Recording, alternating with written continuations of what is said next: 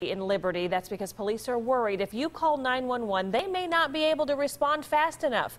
Only here on 41 Action News, Jenna Hanchard shows us what police officers and firefighters are doing to change that. Well, it's not a situation that is unique to Liberty. It's definitely concerning for public safety leaders who worry about their response time. Tonight, they hope new legislation will give them an option to try to change that. 911, what is your emergency? It starts here. Dispatch, rescue 1. At the Fire and Police Dispatch Center in Liberty. Most people, when you call the police, you want them there in a very timely manner. But that may not always happen if you make a 911 call in Liberty. New statistics reveal that in 2014, there was a 24% increase in blackout calls to the Liberty Police Department.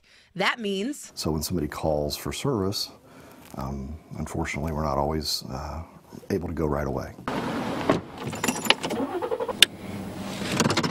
270. There's usually only 4 road patrol officers to respond to these calls. 3470, where are you waiting at?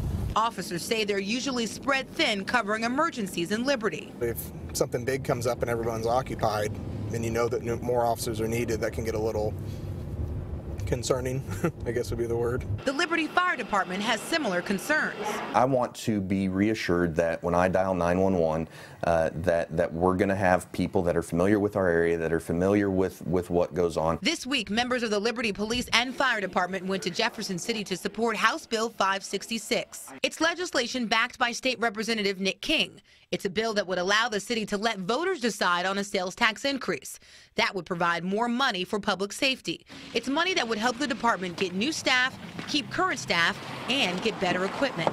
We're going to do the best job we can with whatever the elected officials in the city decides to provide us, and I think we do a good job with what we have. I think we do a really good job. I think Liberty's a great place to live, but we want to continue to be able to provide great police and fire service.